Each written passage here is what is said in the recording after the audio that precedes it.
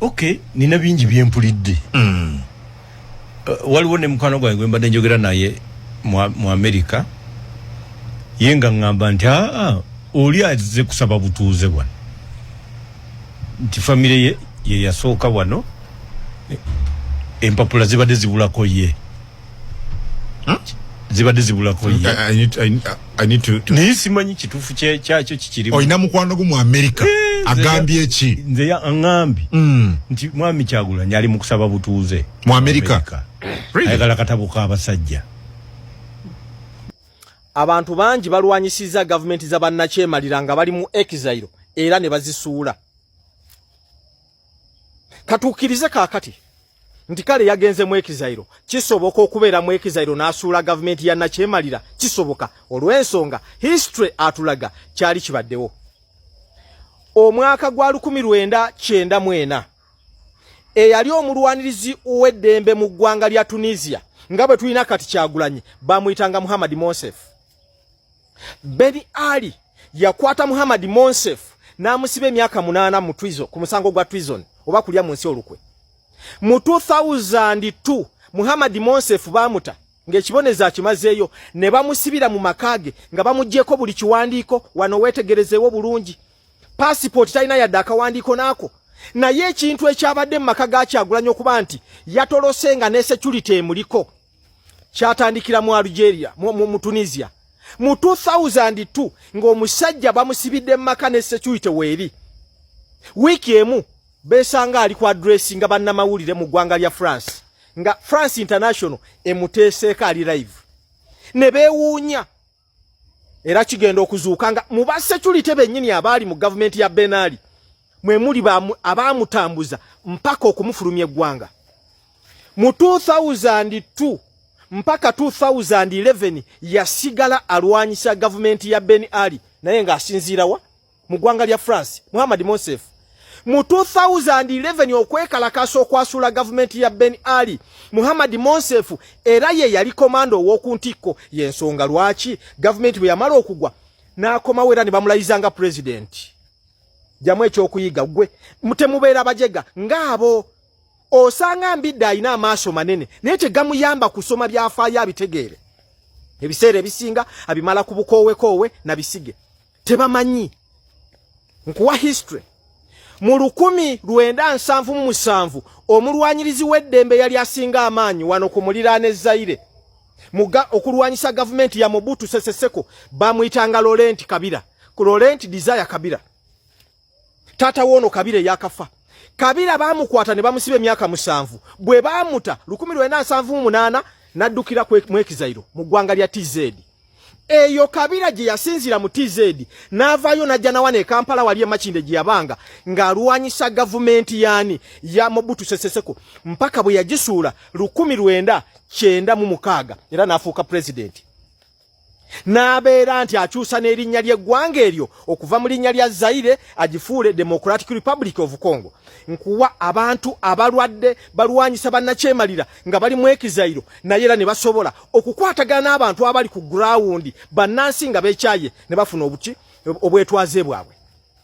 Omusajja gwe bayita Apollo Milton Obote Doctor yali president wansi eno 1971 eyali chief of eyali akulira amagye Amini n'amuwamba government ye. Obote okuva e Singapore teyakomawo wano yagenda mu Exile Tanzania. Yali mukwano gwa Nyerere. Eye Tanzania Obote we yatandikira ekibinja ky'abayeekera kye mbadde temumanyi. Mukozesa nnyo ekigambo kya kikosi maalumu. Bwe bakubuuza kitegeeza ki? Kikosi maalumu kitegeeza ekibinja ky'abayeekera. Obote kye yatandikawo 1975 mu ggwanga lyakye erya TZ nga kirwanira ku nnyanja kulwanyisa gavumenti ya Idi Amin Dada.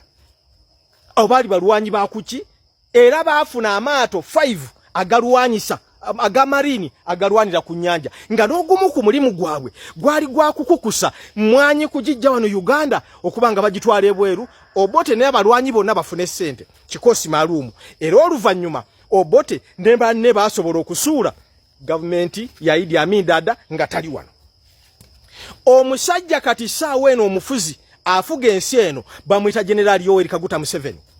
Emyaka gyonna General Museveni gye yalwanisanga abakulembeze wano yali tasinziira wano. Mu 1970 mugumu mukijjukire kino mugende musome akatabo ka Ruhakana Rugunda akutegeeza nti Amini yafuga yawamba ensi nga General Museveni yakafuna omulimu mu State House ewobote na Ruhakana Rugunda agamba Museveni nti tusigalewo agamba nedda sisobola kubeera wano. Museveni nadduka omulimu yakolawo mwezi gumu n'agenda TZ.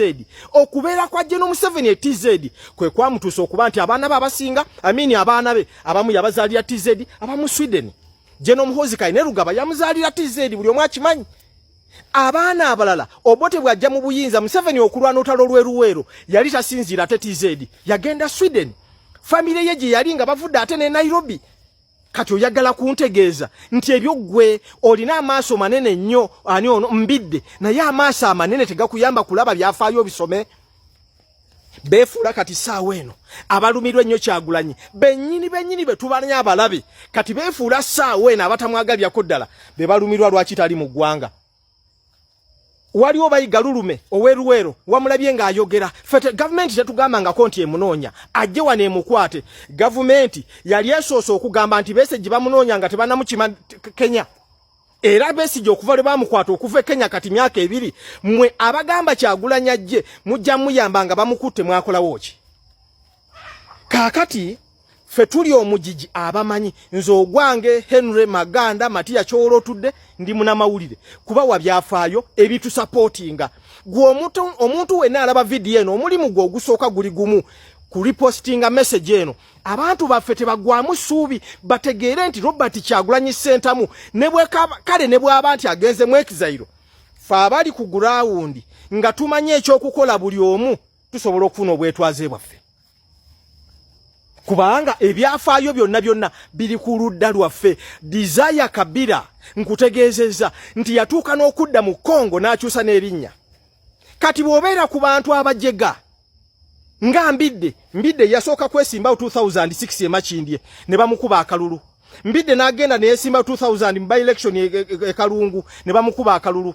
Mbidde n'agenda ne yesimbawo mu 2011 ogwo gwakusatu egundi e Kalungu era ne bamukuba akalulu mu 2011. Mbidde n'addamu omulundi ogwokuna ne 2021 ne yesimba ku Mpuuga ne bamukuba akalulu. Mbidde yakoze record yesimbyewo omulundi ogwokutaano mu 2026 omwaka oguwedde ebuweekula Mubende. Bonna abantu abo betubbe muyita abasiru emirundi 5 nga bakulaga nti Mbidde yesimbyewo emirundi 5 mu district za njawulo naye nga abantu bonna balaba nga Mbidde wadde alina amaaso manene talaba. Ebiseera bye ebisinga abimala ku bukoowe. Kati oyo ye muntu failure ng'oyo agera nakwata obuzunguzungu obugambo bw'ekizungu obutiisa.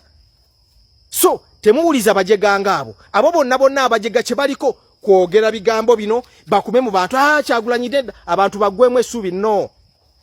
Nze Maganda bwe ndidda nindogera iwaali eyo wena abo ine video eno omulimu gwo guli mulala tambuza message eno esigale ngeizamu abantu baifa amaani abantu bategeere nti Robert Kyagulanyi Ssentamu buli kyali kukola kyali kikoleibwaku nga security ya wano bwe yali nga yeetololera makage Kyagulanyi bw'ajja okukeera luti ng'azira mu buti ali wabweru wakuluya nkuwaire ebyafaayo bwe kyali mu iggwanga erya Tunisia.